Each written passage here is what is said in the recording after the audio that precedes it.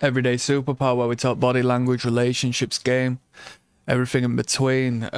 Quite a brief point to make on this one, but we'll see if we can turn it into something. People talk about pickup lines. People talk about breaking the ice. This is in the realms of what one may call a cold approach, although I don't necessarily agree with that. There is nothing cold with the way you should be approaching women in public that you've only, seen for the very first time there and then. There should be still a development through your understanding of reading nonverbal cues, knowing how you're presented, knowing how she's presented, and acknowledging and doing the math as to whether it's right or wrong to engage in communication. It's more or less like a lukewarm approach, all right? She's already made herself available to you through her own indirect means. Most men think that men make the first move, men go and, do the approach and whatnot, but it's not necessarily the case, okay? She does want a leader to take the boldest move, but she will make herself open and accessible for that leader, okay? And you need to learn how to read that. I've done a couple of videos covering it, but I might go a little more in depth in due time. But let's say it's a so many step process. First and foremost is the attracting of attention. Let's say we're looking through the eyes of you.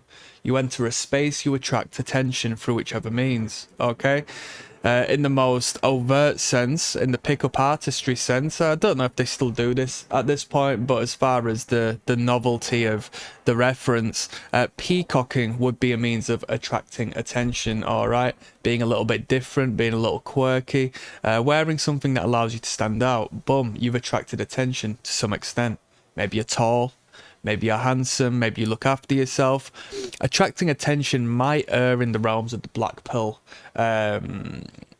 conceptual library as opposed to the red pill or, everything in between.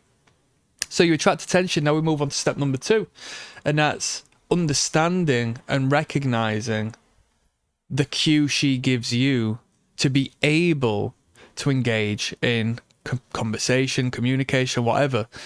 She will make herself somewhat available, whether it be a blading of the body. Maybe you do make eye contact, acknowledging each other's presence. She allows it to be known that she has acknowledged your presence.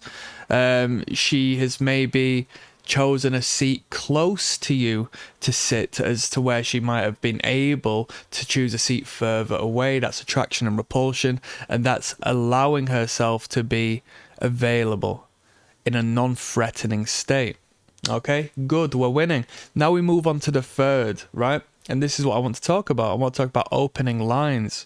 And I need to let you know, it's not about what you say. It's about how you say it. It's about, well, truth be told, it is about what you say as well. You can't confidently just come out with some BS, but I hope you're smarter than that at this point. I hope you are smarter than that. So what you want to do to open a conversation, you can do whatever you want. At the end of the day, say hello is fine enough, but you want to make a comment, or you can. I'm not saying you want to, you can. This is food for thought, yeah? You want to make a comment or statement, perhaps pose a question, okay? As it's not gonna, you're not going to get shot down to the degree as if you put your ego on the line by allowing you to be the subject of the question, or her to be the subject of the question. You just find a object, a situation, a story that you both can perceive at that moment in time. Okay? So you're in a coffee shop.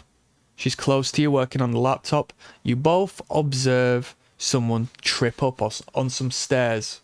Okay, you both experience it, you both see it, you both have separate opinions maybe, but you might be able to turn to her and say, bloody hell, like that was a situation, wasn't it? And she'll respond. Now we are engaging in conversation. No pickup lines, no deep thoughts, no nothing aside from an opening to engage with with that woman who has allowed herself to be available to you. You're not trying to break through her headphones.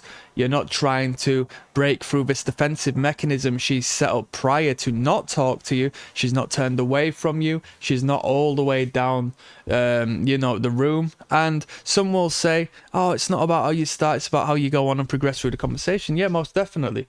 There's nothing wrong with you shouting across a room. You still might be able to do the right thing, but we as men should value ourselves a little better to not go out of our way and pursue women to that degree.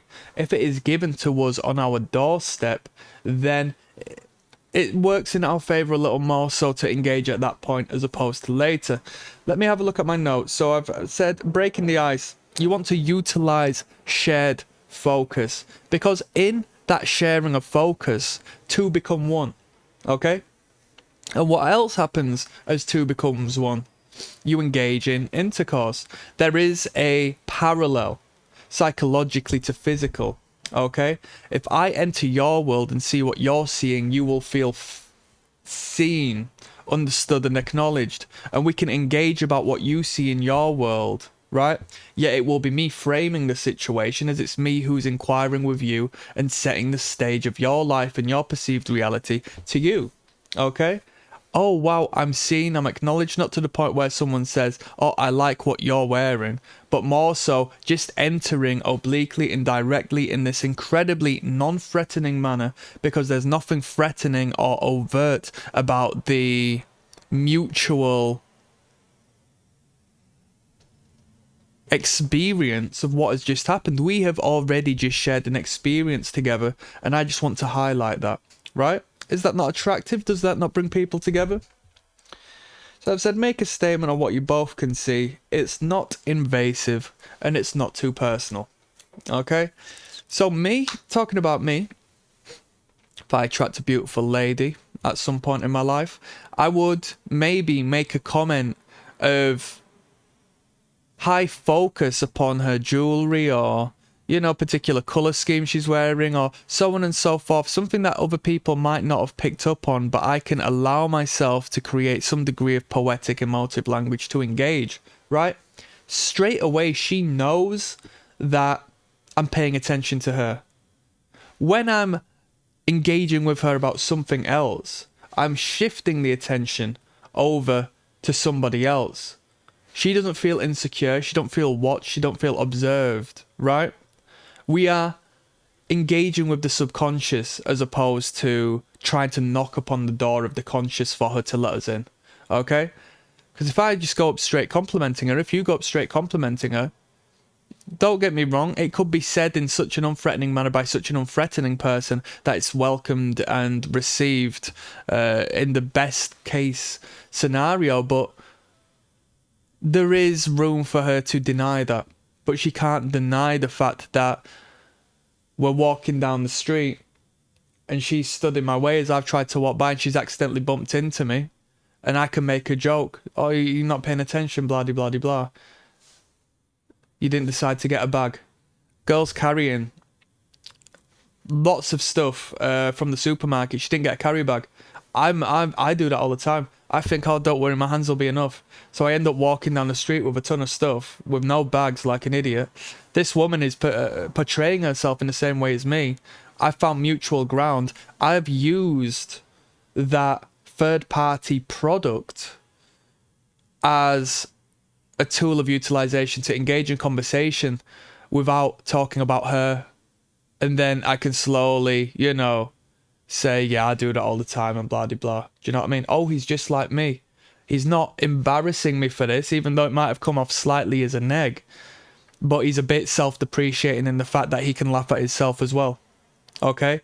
So all of these different ideas are being put forth to sell yourself and sell conversation with you without having to potentially scare her away or perhaps pedestalize her through the active act of pursuing her from the get-go.